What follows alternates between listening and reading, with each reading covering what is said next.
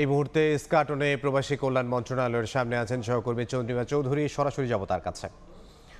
চন্দ্রিমা, সকাল থেকে মালয়েশিয়া যেতে না পারা কর্মীরা কিন্তু মাঠে রয়েছে এবং তারা তাদের কর্মসূচি আন্দোলন চালিয়ে যাচ্ছে এবং আন্দোলনের এক পর্যায়ে তারা কিন্তু এখন অবস্থান নিয়েছে প্রবাসী কল্যাণ ভবনের সামনে এবং এখানে এসে তারা রাস্তা অবরোধ করে বেশ কিছুক্ষণ কর্মসূচি চালিয়েছে। এরপরে 2 ঘন্টার বিরতি দিয়েছে এবং তাদের এই বিরতির সময় কিন্তু সচিব তাদের উদ্দেশ্যে একটি ব্রিফিং করেছে এবং এই মুহূর্তে যদি দেখায় যে এখনও কিন্তু তারা এখানে মানববন্ধন করছে এবং কিছুক্ষণ আগে সচিব এবং প্রবাসী কল্যাণ মন্ত্রণালয় থেকে যেটা ব্রিফিংয়ের মাধ্যমে জানানো হয়েছে সেটি হচ্ছে যে এই যে কর্মীরা যারা প্রায় 18,000 কর্মীর মতো রয়েছে, যারা আসলে ভিসা হওয়ার পরেও মালয়েশিয়ায় টিকিট সংকট এবং টিকিট সিন্ডিকেট এবং নানান জটিলতার কারণে যেতে পারেনি, তাদেরকে কিন্তু তারা পাঠানোর ব্যবস্থা করবে। একই সাথে তারা আমাদেরকে যেটা বলছিলেন যে এই যে যারা কর্মীরা যেতে পারেনি তাদের জন্য কিন্তু এই যে সমস্যাগুলো নিরসনে কিন্তু তারা কাজ করে যাচ্ছে। এর জন্য কিন্তু একটা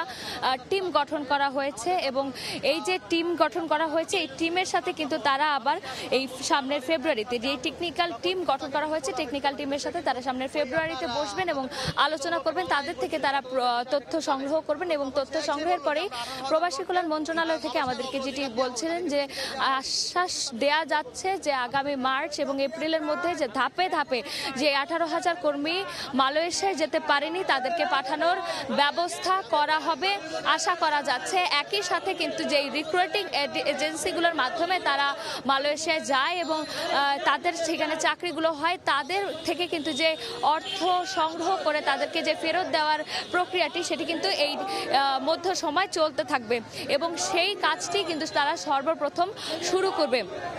কারণ বেশিরভাগ কর্মীরা এখানে জানা যাচ্ছে যে আসলে তারা নানান ধরনের স্বপ্ন নিয়ে মালয়েশিয়ায় যাবার আশা করে কিন্তু তাদের শেষ ভিটের সম্বলও কিন্তু বিক্রি করে আসলে মালয়েশিয়া যাওয়ার জন্য তৈরি হয়েছিলেন এবং এই পর্যায়ে তাদের যে সংকটটি তৈরি হয়েছিল এর মাধ্যমে কিন্তু রিক্রুটিং টিমের কাছ থেকে কিন্তু তারা সেই টাকাটি সংগ্রহ করে তাদের কাছে ফিরিয়ে দেবে। একই সাথে তাদেরকে বলা হচ্ছে যে তারা যাতে একটু পেশেন্স রাখে এবং তারা যাতে নিজ গৃহে ফিরে যায়, তাদের এই সমস্যা দ্রুত সমস্যা নিরসনে কাজ করা হবে।